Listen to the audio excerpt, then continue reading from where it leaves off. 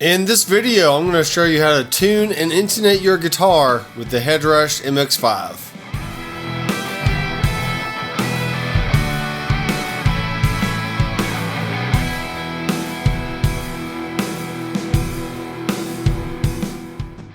Hey guys, I'm Dr. Mcfarland and welcome back to the channel. If you're new here, be sure to subscribe and click the bell down below so you'll be notified the next time I release videos just like this. So in the Headrush firmware update 2.4, they upgraded the tuner, so it's a little bit finer and possibly a little bit more accurate than all the previous firmwares put together. And to get to the tuner on the MX5, you just hold down the tuner button and you'll see that it goes into the tuning screen. So we do have mute, tempo, and exit. So I'm going to go ahead and unmute my signal so you can hear what I'm playing while we tune. So let's go ahead and do the open string method just by tuning each string one by one. And we can see how the tuner responds to each string.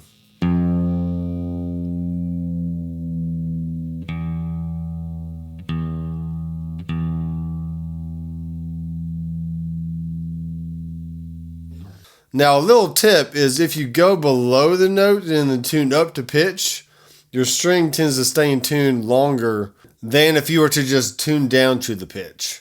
So let's go to our A string, let's go below and then come back up.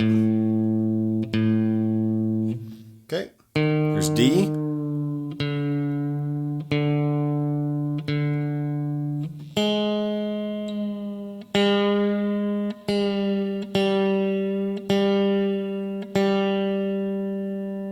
Okay, there's G.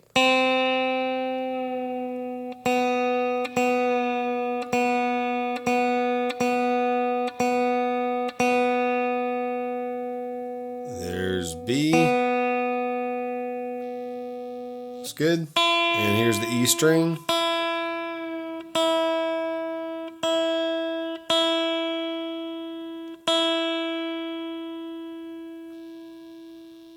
Now, as far as intonation goes, this is a fairly cheap guitar. This is called a tradition guitar, and it's the type of guitar that you would usually find at a pawn shop. And I have already adjusted the neck on this, so it's as straight as I can get it. And there's one thing you want to keep in mind about setting the intonation on a guitar is make sure you do everything else about the setup first, and then you do the intonation last. Because if you try to do the intonation first, and then you go changing a bunch of stuff around, then the intonation is not going to really apply anymore to the old settings that you had before. So we're just going to pretend that the neck is straight and that the saddles are where we want them to be. And now for a little bit of physics here, the longer something is, the lower the pitch. And the shorter something is, the higher the pitch. So as we go up on the fretboard, chromatically, we go 1st fret, 2nd fret, 3rd fret, 4th fret, 5, 6, 7, 8, 9, 10, 11, 12. That 12th fret right there is the middle area between the nut and the saddle. Most S-style guitars are 25.5 in scale length. So in this situation, we want the 12th fret to sound the same as the 12th fret harmonic, and also the fretted note on the same fret. So we're going to tune again, and we're going to play harmonics this time. Make sure everything is right where we want it to be. See, we're a little high. Here's A.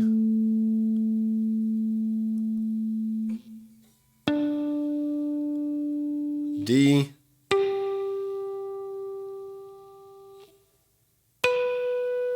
B.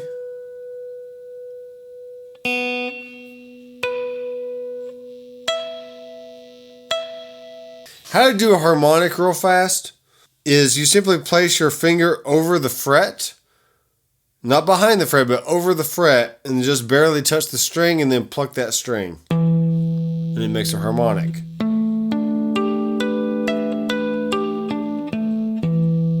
Now that we know that the low E string is in tune, I'm going to play the harmonic one more time.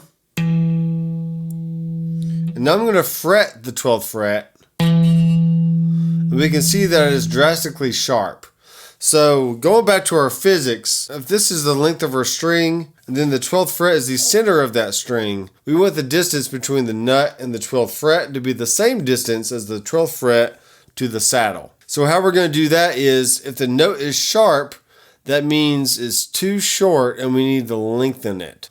So for our saddle right here, I'm going to turn it clockwise, so I'm going to pull the saddle back. And that's going to make the string longer.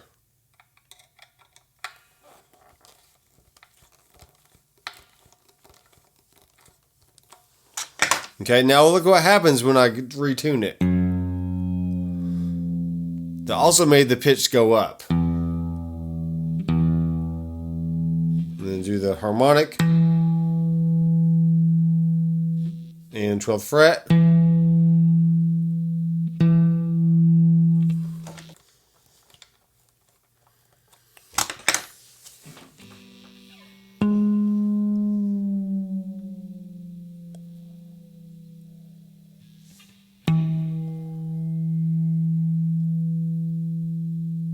So I tune up to the pitch. And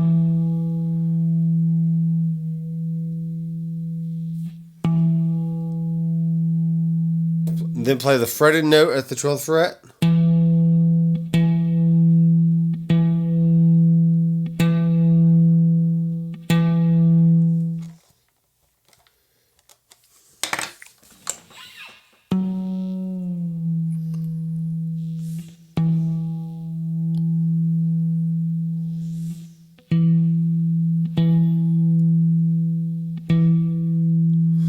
Alright, so I feel like that's about as close as I'm going to get it on the E string.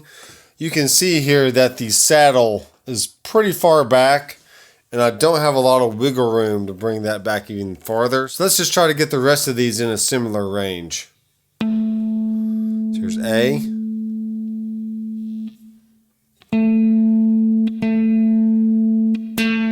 And you will hear a difference if you push down too hard on the string.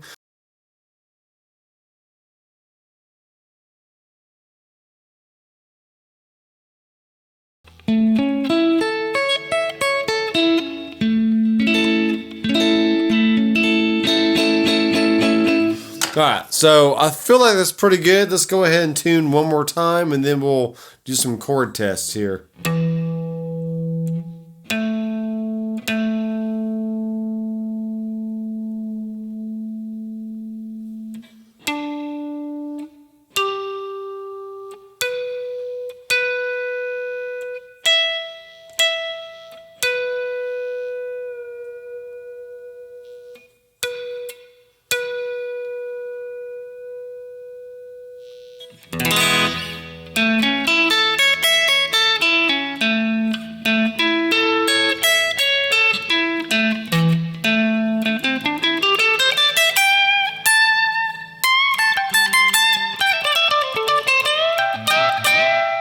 Sounds pretty good so far.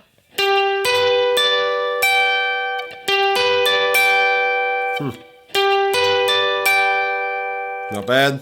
A little flat on top.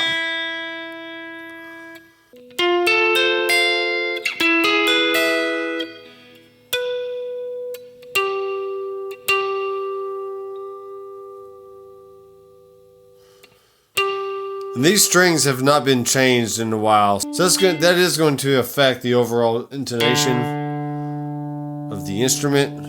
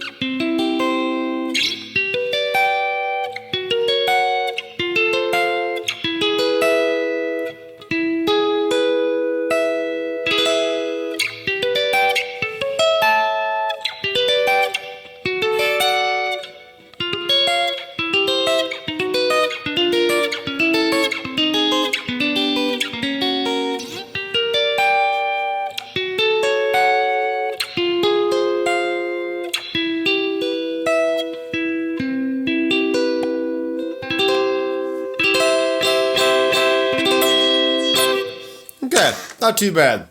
So it's not perfect, but I feel like the Headrush did a good job of letting me know the range that I was in. And maybe in a later video, I can show how the Headrush tuner compares to maybe a strobo tuner. So if you found this helpful, go ahead and like, subscribe, and click the bell down below.